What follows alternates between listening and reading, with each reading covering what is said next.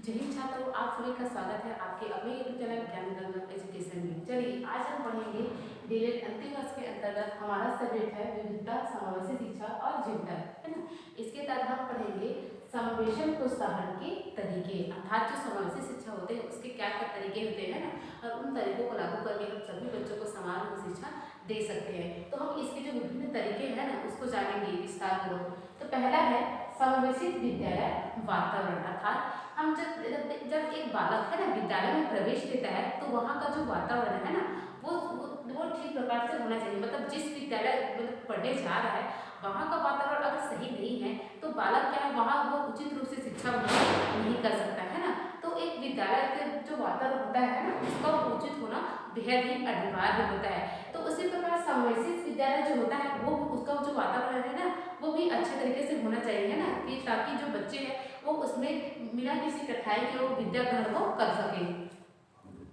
बालकों की शिक्षा चाहे वह किसी भी स्तर की हो उसमें विद्यालय के वातावरण का बहुत योगदान होता है ना। चाहे वो किसी भी स्तर के बालकों हो, है ना, उसके क्या है उसका जो शिक्षा है उस पर क्या है जो विद्यालय का वातावरण होता है उस पर बहुत ही गहरा प्रभाव पड़ता है। क्योंकि वो जिस विद्यालय में पढ़ता है वहाँ वो जो वातावरण होता है ना कि उसी विद्यालय में रहकर जो बालक है वो शिक्षा ग्रहण को करता है। तो इसमें क्या है उस वातावरण का उचित होना बेहद ही जरूरी होता है। समावेशित शिक्षा के लिए यह आवश्यक है कि विद्यालय का वातावरण सुखद और सुखार्य होना चाहिए, है ना। तभी तो बच्चे जो है वो उस वातावरण में रहकर है ना आसानी से बिना किसी कठिनाई के उस वातावरण में रहकर वो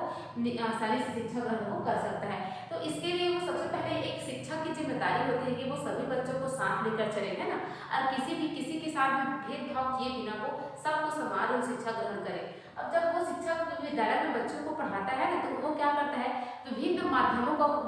के आधार पर वो बच्चों को पढ़ाता है, चाहे वह कहानी के माध्यम से हो, गीत के माध्यम से, चाहे वो नाटक के माध्यम से हो। बच्चों को तक जो शिक्षक पढ़ाते हैं ना तो उसमें क्या होता है वो बच्चों की रुचि के अनुसार होना चाहिए, है, क्योंकि बच्चे क्या होता है पढ़ते पढ़ते अगर वो बोर हो जाते हैं तो शिक्षक की जिम्मेदारी बनती है कि वे उसके उबाऊपन को दूर करके, है ना, उन्हें विभिन्न कविता, कहानी, नाटक के माध्यम से उनको पढ़ाए ताकि जो बच्चे हैं वो रुचिपूर्ण तरीके से उसमें पार्टिसिपेट करें और पढ़ें। तो समावेशन प्रोत्साहन का पहला तरीका क्या है समावेशित विद्यालय वातावरण, है ना, जहाँ भी जो बच्चे होते हैं वो पढ़ाई कर रहे हैं तो उसका जो वातावरण है उसका उचित होना निश्चित मतलब जरूरी होता है ना। उस विद्यालय में रहकर वो विभिन्न प्रकार के जो गुण है उसको वो सीखता है तो उस वातावरण का अच्छा होना बेहद ही जरूरी होता है। दूसरा है सबके लिए विद्यालय, अर्थात विद्यालय किसी एक के लिए नहीं होता है ना वो सभी के लिए होता है। तो इस पॉइंट को हम समझते हैं। समावेशित शिक्षा की मूल भावना है कि एक ऐसा विद्यालय जहां सभी बालक एक साथ शिक्षा प्राप्त करते हैं, है ना। हम समावेशित शिक्षा को जानते हैं कि जहां क्या है सामान्य बालक और एक जो विशेष आवश्यकता वाला बालक है ना दोनों क्या है एक साथ शिक्षा ग्रहण करते हैं। तो क्या होता है वो दोनों जो बच्चे होते हैं ना उसी विद्यालय में रहकर वो शिक्षा ग्रहण करते हैं। और जब कभी जो विशेष आवश्यकता वाले जो बच्चे होते हैं ना अगर उन्हें कुछ चीज में मदद की जरूरत होती है तो जो सामान्य बालक है वो उसका साथ देता है ना, और दोनों मिलकर जो अपनी जो शिक्षण की जो प्रक्रिया है उसको वो संचालित करते हैं।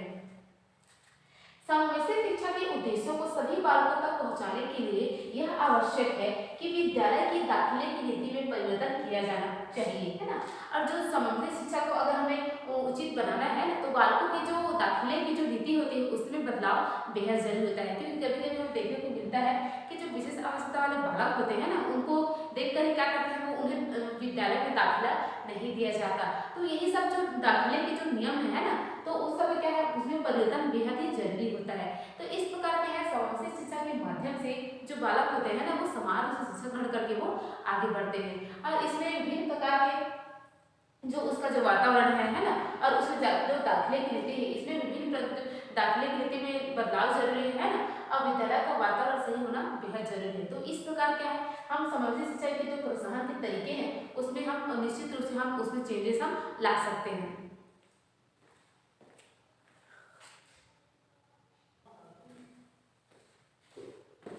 चलिए अब हम दिशा देखते हैं बालकों के अनुरूप पाठ्यक्रम, है ना। हम हमारा दिशा कौन क्या है अब जो बालकों के अनुरूप होते हैं मतलब उनके अनुसार जो पाठ्यक्रम है उसका निर्माण हमें करना चाहिए। तो इसके अकॉर्डिंग क्या होगा जब बालकों को उनकी रुचि के अनुसार अगर पाठ्यक्रम का निर्माण किया जाएगा तो क्या होगा, बच्चे उसमें रुचिपूर्ण तरीके से भाग लेंगे, है ना, और उस चीज़ को जल्दी समझने में क्या होगा, उन्हें आसानी होगा। क्योंकि अगर उनके अनुरूप अगर पाठ्यक्रम का निर्माण किया जाएगा तो बच्चे क्या होंगे, उस चीज़ को वो अपनी क्षमता के अनुसार उसे जल्दी ही समझ जाएंगे, है ना, और उस चीज़ को समझने में उन्हें कठिनाई भी नहीं होगी, और शिक्षा को, है ना, उस चीज़ को समझाने में कठिनाई का सामना भी नहीं करना पड़ेगा। तो इसलिए क्या है, जो बालकों का जो पाठ्यक्रम होता है ना, उसके अनुरूप होना चाहिए। बालकों को शिक्षित करने का सबसे असरदार तरीका है कि उन्हें खेलने के तरीकों तथा गतिविधियों के माध्यम से सिखाने का प्रयास किया जाना चाहिए, है ना। जो हम अगर विद्यालय में देखते हैं ना, अगर शिक्षक क्या करते हैं, अगर बच्चों को अगर खेल विधि द्वारा, अगर नाटक के द्वारा, इन विधियों द्वारा अगर पढ़ाता है तो बच्चे क्या करते हैं, उसमें उन्हें विशिष्ट रूप से क्या भागीदारी बनते हैं, मतलब कि उसमें वो भाग लेते हैं और वो खेलते हैं, है ना, और उस चीज़ को समझने का प्रयास भी करते हैं। तो इस पर यहाँ पर कहा जा रहा है कि अगर बालकों को शिक्षित करने का सबसे तरीका अगर ढूंढा जाएगा ना, तो वो क्या है, उन्हें विभिन्न तरीकों से या विभिन्न गतिविधियों के माध्यम से सिखाने का प्रयास किया जाना चाहिए। तो अगर इस विधि से उन्हें सिखाया जाए तो निश्चित रूप से क्या करेंगे, वो इस चीज़ को जल्दी सीखेंगे और निश्चित रूप से उसमें क्या वो रुचिपूर्ण तरीके से उसमें वो पार्टिसिपेट वो करेंगे। समावेशी शिक्षा का व्यवस्था के लिए आवश्यक है कि विद्यालय पाठ्यक्रम बालकों की अभिवृत्तियों, मनोवृत्तियों, आकांक्षाओं तथा क्षमताओं को ध्यान में रखते हुए निर्धारित किया जाना चाहिए, है ना। हम समावेशी शिक्षा के अंतर्गत हम कर सकते हैं कि अगर हम बालकों को पाठ्यक्रम का निर्माण कर रहे हैं तो क्या हमें निश्चित रूप से, है ना, उनमें क्या हो, उनकी आकांक्षाएं, उनकी मनोवृत्ति, उनकी क्षमता, इन सभी को ध्यान में रखते हुए हमें उनके पाठ्यक्रम का निर्माण करना चाहिए, है ना। क्योंकि अगर हम एक छोटे बच्चों को ले या एक बड़े बच्चे को लेते हैं, उनके जो बुद्धि क्षमता के अकॉर्डिंग, है ना, उसके एज के अकॉर्डिंग क्या है, उनके जो पाठ्यक्रम है उसका निर्माण करना चाहिए, तभी वो अपने एज के अनुसार क्या है, अब वो उस टॉपिक को वो समझ सकते हैं। अगर उनके आयु के विरुद्ध अगर कुछ चीज निर्माण किया जाए तो वो उस चीज को वहाँ पर समझने में वो समक्ष नहीं होते, है ना, मतलब कि नहीं समझ पाते। तो इसलिए कहा जा रहा है कि जब हम पाठ्यक्रम का निर्माण करते हैं तो उनकी क्षमताओं, मनोवृत्ति, है ना, इन सभी को ध्यान में रखते हुए हमें पाठ्यक्रम का निर्माण करना चाहिए। समावेशी शिक्षा व्यवस्था के अंतर्गत घर से विद्यालय जाते समय बालक को आरंभ में नए परिवेश में अपने आप को समायोजित करने में असुविधा हो सकती है ना। जाहिर सी बात है, अगर कोई बालक, है ना, फर्स्ट टाइम अगर वो विद्यालय जाता है तो निश्चित रूप से वहाँ उसे सहज महसूस नहीं होता है, क्योंकि वो अपने घर परिवार से पहली बार वो निकल कर जब वो विद्यालय जाता है तो अपने आप को वो परिवार से अलग माहौल में पाता है ना, जहाँ उसकी मम्मी पापा दादा दादी ये सब नहीं होते, है ना। वहाँ भिन्न प्रकार के लोग होते हैं, मतलब कि वो अलग माहौल, दोस्त मिलेंगे, टीचर्स मिलेंगे। तो इस प्रकार के बालक जब विद्यालय में प्रवेश करता है तो उसे एक अलग माहौल में अपने आप को वो पाता है ना, तो उस माहौल में जाहिर सी बात है वो अपने आप को समायोजित करने में उसे थोड़ा टाइम लगे, है ना। लेकिन धीरे धीरे क्या है, जब बालक प्रतिदिन वहाँ विद्यालय जाएगा तो निश्चित रूप से वहाँ वो अपने आप को एडजस्टमेंट वहाँ वो करना सीख जाएगा, है ना। क्योंकि व्यक्ति क्या करता है, कहीं भी वो कुछ काम करता है तो उसे शुरू में उसे कठिनाई का सामना करना पड़ता है, लेकिन अगर उस चीज़ को वो कंटिन्यू करते जाए तो निश्चित रूप से उसमें उसे सफलता हासिल होती है। तो इसी प्रकार यहाँ पर कहा जा रहा है कि समावेशी शिक्षा में अगर बालक क्या करता है, शुरू विद्यालय जाता है तो वहाँ उसे एडजस्टमेंट करने में कठिनाई का सामना करना पड़ता है। तो यही सब जो उसमें जो कठिनाइयाँ आती है ना, उसे उबारने के लिए एक शिक्षा क्या करता है, उसका साथ देता है ना, और उन्हें विभिन्न प्रकार के माध्यम से उसे क्या करता है, उसे समझाता है और उसे पढ़ाता है ना, और उसे विभिन्न प्रकार का उसका मार्गदर्शन करता है। तो इसी आधार पर क्या है, बालक उस क्षेत्र में अपने आप का है एडजस्टमेंट करना को सीख जाता है।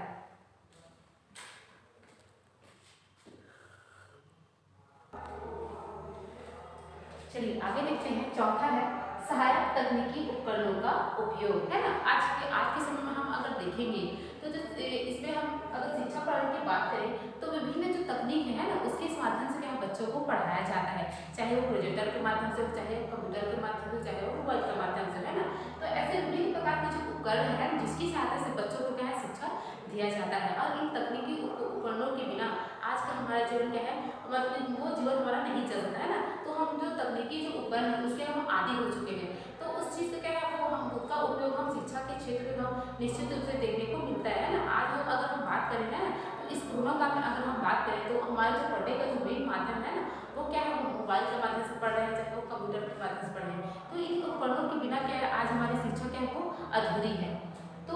यहाँ पर देखें कि हम आज के युग में तकनीकी उपायों से मानव जीवन काफी हद तक सुगम हो गया है ना। हाँ, मैंने आपको भी बताया कि कि जो विभिन्न प्रकार के जो आज के जो तकनीकी जो माध्यम है, इस समय क्या हमारा जो काफी हद तक क्या है, सुगम हो गया है, सुगम अर्थात सरल हो गया है ना। तो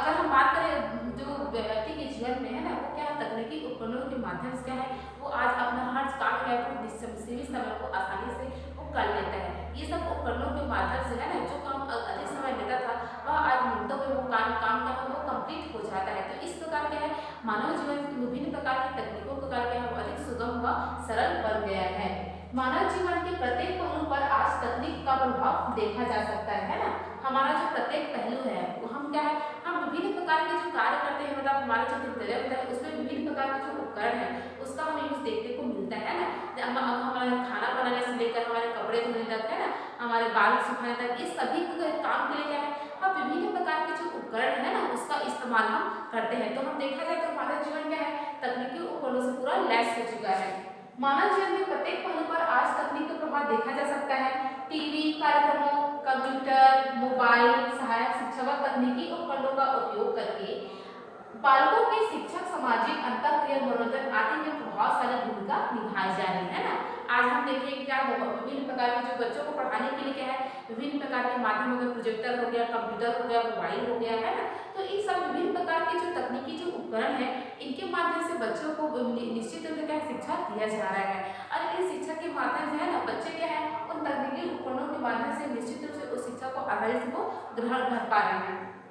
तो इसमें क्या है, वो तकनीकी उपकरण के माध्यम से है ना उस चीज को वो आसानी से वो करना सीख जा रहे हैं। इसके लिए क्या है, शिक्षकों को विशेष प्रकार से ट्रेनिंग दी जाती है ना। अगर बच्चों को उनके बारे में बताना है, कंप्यूटर के माध्यम से पढ़ाना है ना, तब वो एक शिक्षक बच्चों को तभी वो कंप्यूटर के बारे में पढ़ा पाएगा जब वो खुद उसके बारे में उसे जानकारी होगी है ना। तो इसके लिए क्या है, सब उसे प्रशिक्षित होना पड़ेगा, तब कहीं जाकर वो बच्चों को कंप्यूटर के बारे में शिक्षा वो दे सकता है। और इस प्रकार हमारे जो विभिन्न प्रकार की जो शैक्षिक जो गतिविधियां है ना, उसको एक जगह से दूसरी जगह प्रचार प्रसार करने के लिए ये जो हमारा मेन कार्य है वो तकनीकी उपकरण के माध्यम से ही है। ये हमारे जो विभिन्न प्रकार की जो पढ़ने की जो गतिविधि है, ये एक जगह से दूसरी जगह हम प्रोसेस कर सकते हैं। अगर हमें कुछ चीज, अगर हमें किसी टॉपिक के बारे में जानकारी चाहिए तो आज हम वेब के माध्यम से क्या है उस चीज को निकालते हैं, हम पढ़ते हैं। तो आज हम कह सकते हैं कि आज मानव ज्ञान पूरी तरह से तकनीकी उपकरणों पर वो डिपेंड हो गया है। बालकों की शिक्षा, सामाजिक, अंतःक्रिया, मनोरंजन आदि में प्रभावशाली भूमिका निभाई जा रही है। शिक्षा की सफलता के लिए तकनीक का उपयोग किए जाने की आवश्यकता है ना। अगर हमें शिक्षा को और बेहतरीन बनाना है या और सुचारू रूप से चलाना है तो इसके लिए क्या है, हमें निश्चित तकनीक का उपयोग करना बेहद जरूरी है ना। क्योंकि इसके बिना हमारे अब जीवन की कल्पना नहीं की जा सकती। क्योंकि आज हम पूरी तरह से क्या है वो तकनीकी उपकरणों के क्या पूरा लैस हो चुके हैं और इसके बिना हम अपना कार्य है जो नहीं कर पाते हैं ना। तो इन सबके कारण हम देखते हैं, तो अगर शिक्षा की सफलता भी हम हासिल करनी है तो उसके लिए क्या है, तकनीक का उपयोग किया जाना क्या है बेहद ही जरूरी है।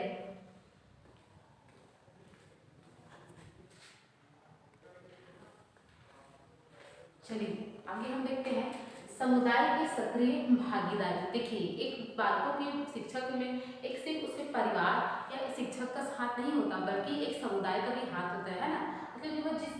बालक जिस समुदाय में रहता है ना,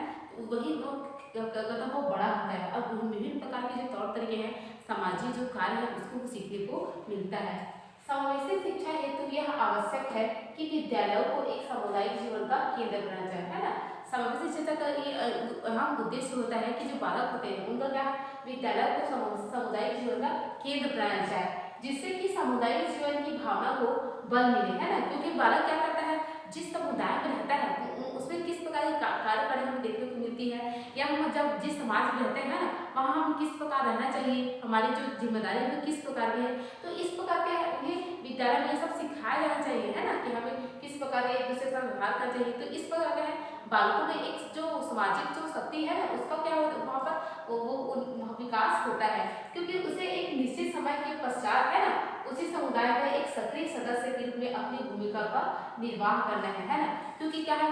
जो बालक होते हैं ना ये एक समय का वो निश्चित समय का शिक्षा प्राप्त करेंगे है ना, एक निश्चित समय तक शिक्षा प्राप्त करेंगे, लेकिन बाद में क्या है वह उसी समुदाय का एक सक्रिय भागीदार बनेंगे है ना, कि एक व्यक्ति बनेंगे, एक समाज के योग्य नागरिक बनेगा है ना। और समाज के प्रति उसके जितने भी जो कर्तव्य है ना उस सब क्या है वो पालन करेगा। तो यहाँ पर कहा जा रहा है कि वो जिस विद्यालय में वो शिक्षा प्राप्त कर रहा है वो एक निश्चित समय तक शिक्षा प्राप्त करेगा, लेकिन अंत में क्या है, वह जिस समुदाय में रहता है वो उस समुदाय का एक सक्रिय मतलब कि सभ्य नागरिक वहाँ पर बन जाएगा और उसे जो कार्य का उसे करना है उसका वो निर्वहन वो वहाँ पर करेगा। तो इसीलिए कहा जा रहा है कि उसे जो इस विद्यालय है उसे सामुदायिक जीवन का भावनात्मक केंद्र बनाया जाए, समुदाय का एक सक्रिय सदस्य के रूप में अपनी भूमिका का निर्वाह कर रहे हैं। इस उद्देश्य की प्राप्ति के लिए समय समय पर विद्यालय में सांस्कृतिक कार्यक्रम, वाद विवाद, खेलकूद का आयोजन किया जाना चाहिए, है ना। हम हमारे जो सामाजिक अगर बच्चों में सामाजिक जो विकास है वो करना है तो उसके लिए क्या है, हमारे विद्यालय में समय समय पर क्या है सांस्कृतिक कार्यक्रम, खेल कूद, वाद विवाद, ये सभी जो कार्यक्रम उसका समय समय पर जो आयोजन है वो बेहद जरूरी होता है, क्योंकि अगर हम हमारे जो विभिन्न जो विद्यालय होते हैं ना वहाँ पर विभिन्न प्रकार के जो सांस्कृतिक जो कार्यक्रम है वो अगर कराए जाएंगे तो इससे क्या है, जो सभी बच्चे हैं वो एक दूसरे की जो संस्कृति है उसको वो जानेंगे और अपनी जो संस्कृति है ना उसमें क्या क्या भिन्नता होती है इन सभी को जानने के लिए वो बच्चे उस सांस्कृतिक कार्यक्रम के द्वारा वो जानेंगे, है ना। और विभिन्न प्रकार के वाद विवाद हो गए, खेलकूद हो गए, तो इन सभी का आयोजन क्या है समय समय पर निश्चित रूप से आयोजन होना चाहिए, जिससे क्या होता है बच्चों में जो सामाजिक जो भावना होती है उसका विकास हमें देखने को मिलता है।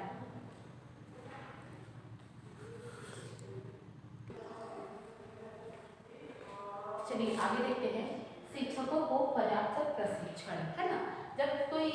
विद्यालय हो गया है ना वहाँ क्या होता है, जब किसी शिक्षक का नियुक्ति की जाती है तो क्या है, सबसे पहले क्या है उनकी क्वालिफिकेशन देखी जाती है ना, क्वालिफिकेशन देखी जाती है तथा उनकी पढ़ाने की जो शैली होती है उसको देखी जाती है, क्योंकि वो उन पर क्या है एक शिक्षा पर पूरे बच्चों की क्या है भविष्य की जिम्मेदारी होती है ना, उन पर बच्चों को शिक्षा देने का उन पर कर्तव्य रहता है, मतलब उदारदार रहता है, तो उन सभी के लिए क्या है एक शिक्षा का बेहतरीन होना बेहद ही आवश्यकता होता है ना। तो इसलिए क्या है अगर तो इसके लिए अगर बालकों को है ना शिक्षा देना है तो जो सामाजिक शिक्षा के तहत अगर जो शिक्षक है उनको अगर प्रशिक्षण दे रहे तो उन्हें विभिन्न प्रकार के जो प्रशिक्षण है उसे देना चाहिए, है ना, क्योंकि जो शिक्षक होते हैं अगर वो विभिन्न प्रकार के प्रशिक्षण प्राप्त कर रहेंगे तब वो क्या करेंगे, वो सभी बच्चों को वो क्या करेंगे आसानी से शिक्षा वो दे पाएंगे। तो इसके लिए क्या है शिक्षकों का पर्याप्त प्रशिक्षण होना बेहद जरूरी होता है, क्योंकि वो प्रशिक्षण के माध्यम से ही वो विभिन्न प्रकार की जो शैली होते हैं ना कि किस प्रकार से बच्चों को पढ़ाया जाए, किस प्रकार से उनको लिखाया जाए, किस प्रकार से उनको जो विकास है वो किया जाए, इस सब के लिए विशेष प्रकार की उन्हें प्रशिक्षण दी जाती है। तो उन्हीं प्रशिक्षण के माध्यम से क्या है वो वहाँ पर शिक्षा क्या है वो पूरा प्रशिक्षित हो जाते हैं ना, और प्रशिक्षित होने के बाद वो बच्चों को क्या है वो शिक्षा देते हैं। तो हम कह सकते हैं कि तो बालकों को अगर शिक्षा देना है तो पहले खुद शिक्षक को क्या है शिक्षित होना पड़ेगा। समावेशी शिक्षा व्यवसाय के अंतर्गत शिक्षकों की जिम्मेदारी और भी बढ़ जाती है ना। समावेशी शिक्षा के अंदर क्या है जो शिक्षकों की जिम्मेदारी है वो और भी बढ़ जाती है, क्योंकि क्या यहाँ पर जो सामान्य बालक है वो विशेष आवश्यकता वाले बालक दोनों होते हैं ना, तो वहाँ पर उन्हें विशेष प्रकार की जो प्रशिक्षण है उसकी आवश्यकता वहाँ पर देखी जा सकती है, क्योंकि बिना प्रशिक्षण के वो वहाँ पर शिक्षा को नहीं दे सकता है ना। तो इसके लिए उन्हें पर्याप्त मात्रा में प्रशिक्षित होना बेहद ही जरूरी होता है। शिक्षकों की जिम्मेदारी और भी बढ़ जाती है, क्योंकि समावेशी शिक्षा व्यवस्था में अध्यापक उन्हें अपने आप को केवल शिक्षण कार्य तक सीमित नहीं रहता है ना, वहाँ एक शिक्षक का कर्तव्य केवल शिक्षा देना ही नहीं होता, बल्कि क्या होता है उन्हें विभिन्न पहलुओं में क्या उनका एक बालकों का मार्गदर्शन करना होता है, चाहे वह आर्थिक रूप से हो, चाहे शिक्षा के क्षेत्र में हो, चाहे उनके चारित्रिक विकास में हो, है ना। तो इस प्रकार एक शिक्षा क्या करता है शिक्षा देने के साथ साथ वह बालकों को विभिन्न प्रकार से उसकी सहायता करता है ना, और उनका जो क्योंकि विद्यालय में क्या है बालक जो विभिन्न प्रकार की जो कठिनाइयाँ है ना उसका उन्हें सामना करना पड़ता है, तो उस सभी सिचुएशन से निकलने के लिए जो शिक्षक होते हैं ना वो बच्चों का साथ देते हैं, और एक बालक के क्या निर्माण में जो शिक्षक की जो भूमिका है वो बहुत ही अहम होती है ना, क्योंकि शिक्षा क्या करता है वो विभिन्न प्रकार के जो माध्यम से बच्चों को वो शिक्षित करता है। और अगर जो है ना कि जब एक बालक विद्यालय में जब प्रवेश लेता है तो उसके लिए क्या है वो माहौल एकदम नया होता है, तो शिक्षा का कर्तव्य होता है कि वो क्या है बच्चों को उस माहौल में ढलने के गुण सिखाए, है ना, उसे उन्हें उसकी रुचिपूर्ण माध्यम से उसको पढ़ाए लिखाए, है ना, और सभी किस तरह उसे एडजस्टमेंट करना चाहिए, इस प्रकार उन सभी विधियों से जो शिक्षा है वो बच्चों को अवगत कराना चाहिए। तो इस प्रकार क्या है अगर बच्चों को पढ़ाना है ना तो निश्चित रूप से शिक्षा को क्या है विभिन्न प्रकार के जो प्रशिक्षण वो प्राप्त करना बेहद ही जरूरी होता है ना, क्योंकि एक निश्चित प्रशिक्षण प्राप्त करने के बाद ही जो शिक्षक है वो बच्चों को अच्छे से अच्छा वो शिक्षा वो दे सकता है।